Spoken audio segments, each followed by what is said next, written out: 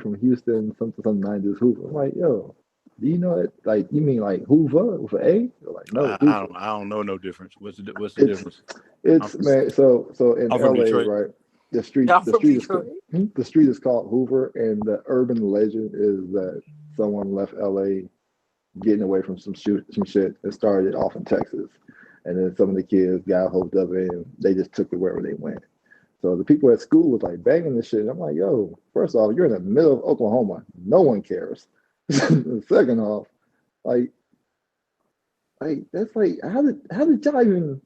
So it just blew my mind that that should like leave Cali and then get to these different places. Like it just trips me Man, out every time I hear about it. I prayed for years and years and years that the mentality that overcame so many of my brothers and sisters in this particular part of the nation in the West, uh, and Mhm. Chicago, never Hmm. really got to New York because we used to always talk about that shit. Like for a lot of my brothers, like you Hmm. know, a lot of brothers that I grew up with, a lot of us was really kind of saved by knowledge itself, Hmm. and a lot of the movements that came or started out of New York. You're like, you know what I'm saying? So while brothers may have had experience with some of the street tribes and some of that, a lot of our collective experiences were shaped by the knowledge and the movements in the street tribes that was formed in New York. And for us, they always seem to be like so.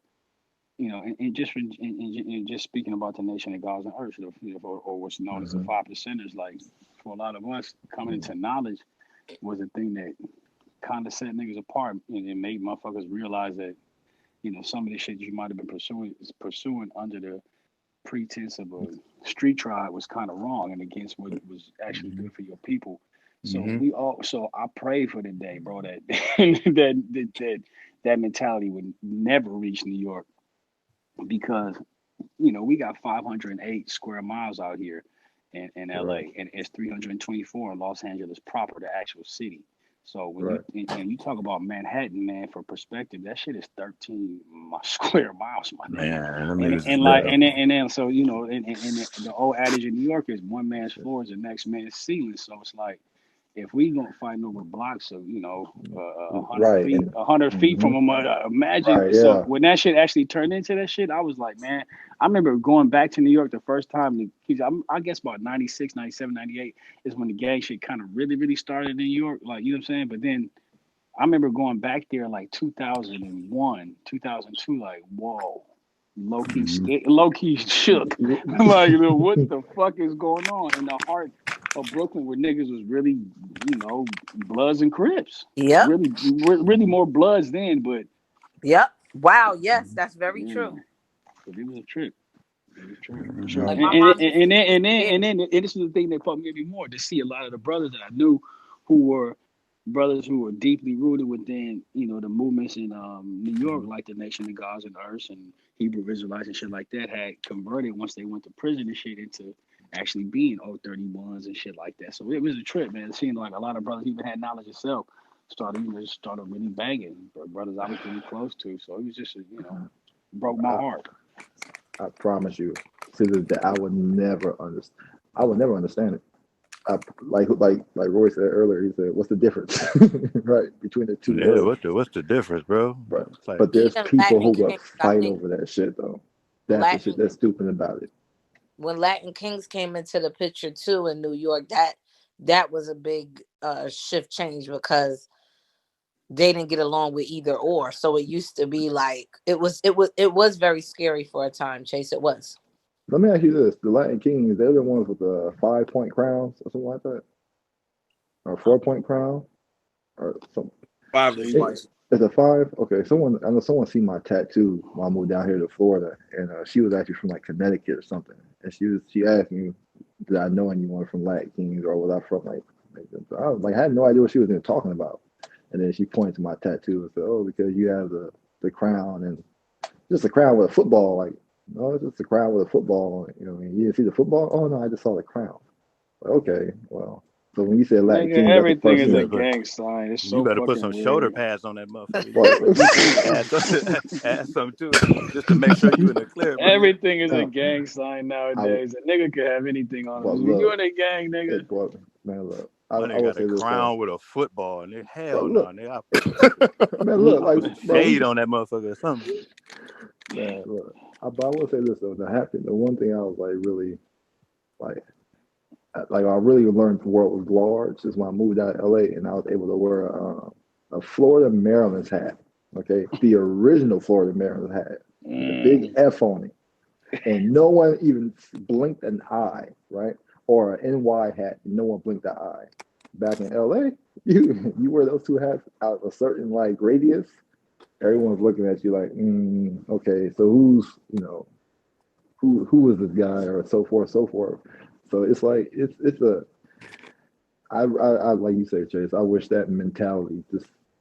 And my I wish first it time, my just. first time going to LA when I had my young dude with me, he asked the driver, could he take could he take him to Watts? He want to see Watts. I'm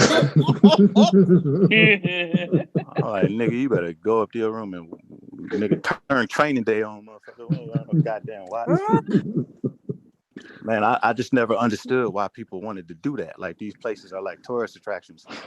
You know what I'm saying? Like, let's go to Watts. Let's go to Marcy. Let's go to, you It know what I'm saying? happened. Like, They tried to do it, and they did it in the Bronx by the stairs. That many people have been killed by the same steps close by where they took that boy Junior's life.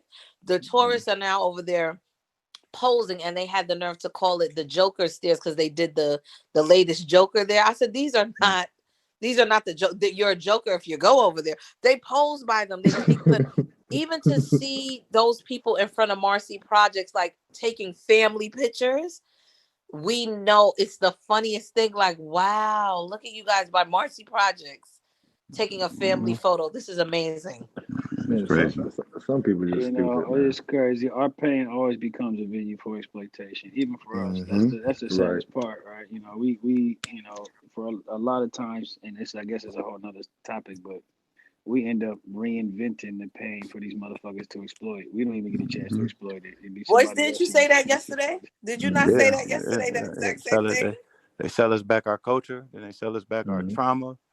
You know what I'm saying? Like courting us, leading us right to our disease. You know what I'm saying? Like just everything that we genetically Yeah. predisposed to being our kryptonite, they lead you to that. You know what I'm saying? Yeah. Like the shit is You know, fucking it's crazy. even deeper than that, man. Like you can really break down like post Ice T, C. Dolores Tucker, you can kind of break down the rise of the prison industry, the California prison industrial complex, and then the regularity of like 6 to 8 themes, you know, that were kind of promoted at least by the major record labels, right? They kind of, I mean, whether you want to believe it or not, help program the mentality, and not just, you know, primarily in majority and by the large majority indigenous black youth, but you Right. know the Mm-hmm.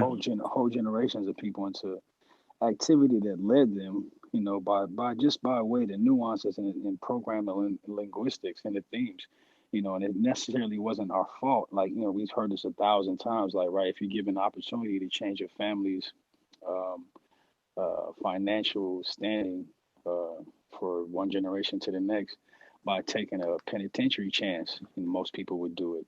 Mm-hmm. If you're given a chance to do that by contributing to what's considered within the canon of art by writing a song or playing in a movie, something that may be detrimental overall to your particular race, most people would do it. You know what I'm saying? So, and when that becomes your only option, often within the canon of art to exploit that talent, then a lot of people run to that. So I'm getting kind of all over the place, but you know, it's just 6 to 8 themes you can kind of trace back, man. That kind of, you know, when you really break it down, that kind of were promoted and kind of used as the mechanism to promote that prison industrial complex. You know what I'm saying? So, you know, Mm-hmm. what Royce is saying is 100% true, but we also at some Yeah. point really took a place where we took part in that, and you know, because and it goes both ways, right? We took part Yeah. in manufacturing that trauma because we make it look good and show them Mm-hmm.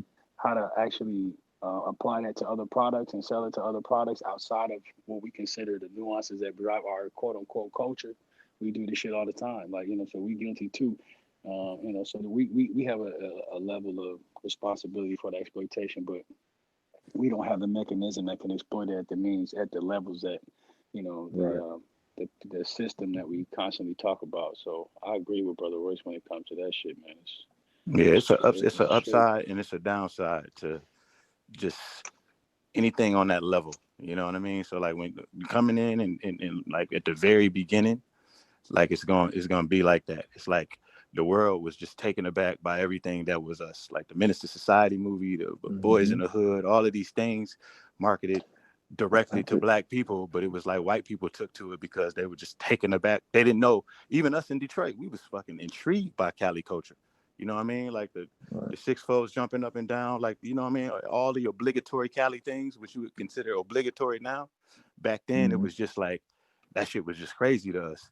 You know what I'm saying? So it's like You when know you what's come here. crazy about that, Royce? That shit ain't even obligatory. Like, if you read this book called City of Course by Mike Davis, right? This Mm-hmm. motherfucker used to be a writer for the LA Times, but he wrote a book, probably one of the most poignant books I ever read about the history of LA, right? This nigga breaks down how, I forget the nigga name, Ray Chandler, I believe his name was. He was an ex editor for the LA Times. And he used to hire, and Chandler Street in Burbank is actually named after the nigga. So he hired a bunch of, like, LA was a place that was marketed because, like I said, it's big. Cars was coming into this with cars and trains. You know what I'm saying? Come to utopian paradise. All these fake ass trees, all this shit. You know what I'm saying? LA is really, it's really northern Mexico. It's a high desert, but they make it seem like it's an Yeah. island. It's Yeah. some weird shit going on. It's a whole illusion going on, right? So the nigga Ray Chandler, he hired, in order to get people to come here, because this was a quote unquote free territory. He hired these writers. He would always hire these writers in order to develop narratives about LA.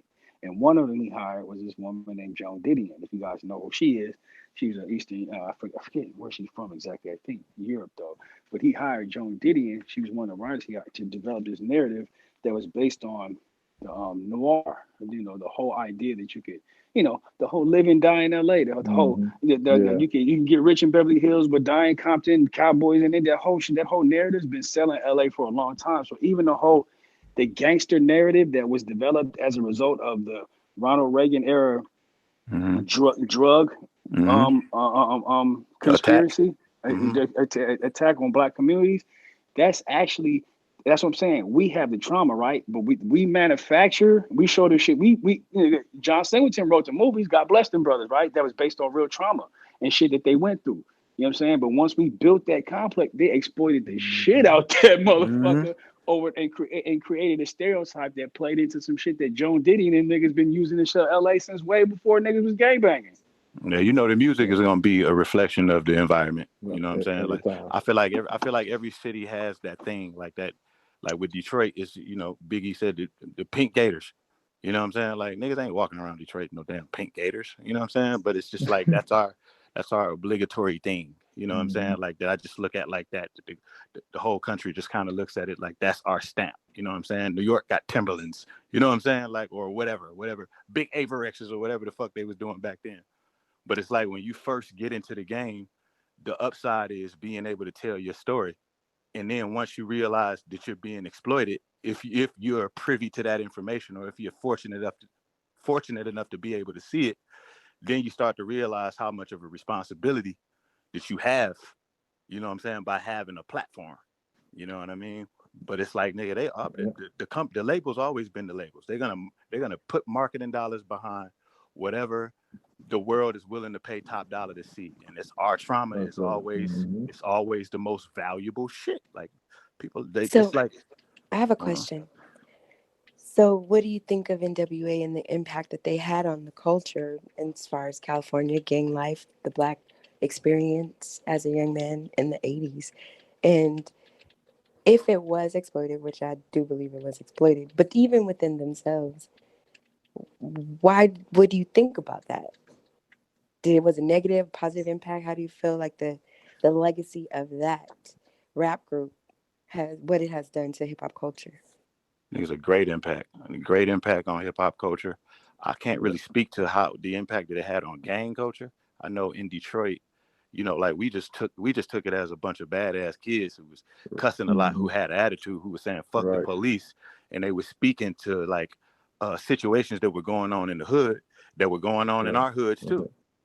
And like just like Ice T made Cop Killer, he made a song about killing a cop because he's tired of cops killing our kids. And that's Right. exactly what we're going through now. You know what I mean? So it was like that, just that impact alone and their willingness to go out on the road and still perform at the risk of getting arrested. You know what I'm saying? Like, and just all of the different things that they, that they embody. I think they had a great impact on the culture. Yeah, I So let me think. ask you Well, this. I think overall. I'm sorry. Go ahead, brother Dre. No, no, no. Go ahead, because I just have a question. I want to just add on to that. But go ahead first. I'll hold on to my question. Yes, sir. I think NWA had an incredible